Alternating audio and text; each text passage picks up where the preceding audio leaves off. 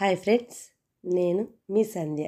It's me Sandy Reena YouTube ఛానల్కి మీ అందరికీ స్వాగతం. ఈరోజు మనం చేసుకోబోతున్న రెసిపీ ఫ్రూట్ కస్టర్డ్. అన్ని రకాల ఫ్రూట్స్ తిన్నట్టు ఉంటుంది, హెల్దీగా ఉంటుంది. చేసుకోవాలో ఈ వీడియోలో చూద్దాం. ముందుగా ఒక ఖాళీ గిన్నెను తీసుకొని అందులో 2 పాల ప్యాకెట్లు నేను యూజ్ చేస్తున్నాను. అంటే 1 లీటర్ ఆఫ్ పాలు. రెడ్ పాల ప్యాకెట్ యూజ్ చేస్తున్నాను ఫ్రెండ్స్. పాలు చిక్కగా వస్తే కస్టర్డ్ చాలా టేస్టీగా ఉంటుంది. మీకు ఒక చిన్న టిప్ చెప్తాను. మనం పాలు కాచేటప్పుడు అక్కడే నుంచోలేము కదా, వేరే వేరే పనులు ఉంటాయి. కాబట్టి దానిలో ఒక స్పూన్ కానీ ఒక గరిటె కానీ వేసి మన వర్క్ చేసుకుంటే పాలు పొంగకుండా ఉంటాయి. కస్టర్డ్లో మిక్స్ చేయడానికి నేను యూజ్ చేస్తున్న fruits green grapes, black grapes, banana, pomegranate, orange, apple, కొంచెం కోవా, స్వీట్ కోవా. పాలను 2-3 పొంగులు వచ్చే వరకు మనం కాచుకోవాలి.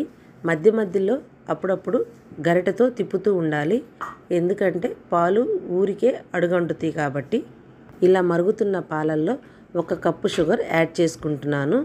షుగర్ని పాలల్లో నెమ్మదిగా మిక్స్ చేసుకుంటూ ఉండాలి. షుగర్ కరిగే వరకు 2-3 మినిట్స్ మనం కుక్ చేసుకుంటూ ఉండాలి.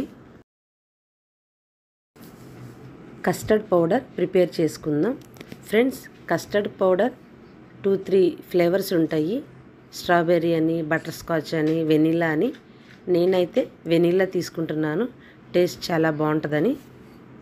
ఈ వెనిలా కస్టర్డ్ని నేను ఒక బౌల్లో 3 స్పూన్స్ ఫుల్గా తీసుకుంటున్నాను. ఈ పౌడర్లో వాటర్తో కొంచెం కొంచెంగా మిక్స్ చేసుకుంటూ ఒక లిక్విడ్ లాగా మనం మిక్స్ చేసుకోవాలి ఫ్రెండ్స్. నేను వీడియోలో చూపిస్తున్న విధంగా మిక్స్ చేసుకోవాలి. ఈ కన్సిస్టెన్సీ వచ్చే వరకు మనం ప్రిపేర్ చేసుకోవాలి.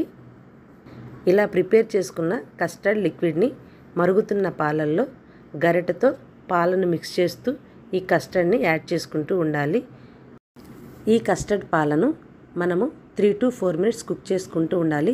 ఇలా కుక్ అవుతూ ఉన్నప్పుడు మనకి పాలు అనేవి చిక్కగా అవుతూ ఉంటాయి.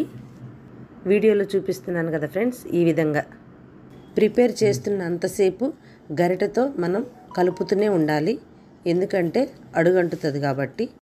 ఇలా థిక్ కన్సిస్టెన్సీ వచ్చింది అన్నప్పుడు మనం గ్యాస్ ఆఫ్ చేసుకొని ఈ కస్టర్డ్ మిల్క్ని చల్లార్చుకోవాలి.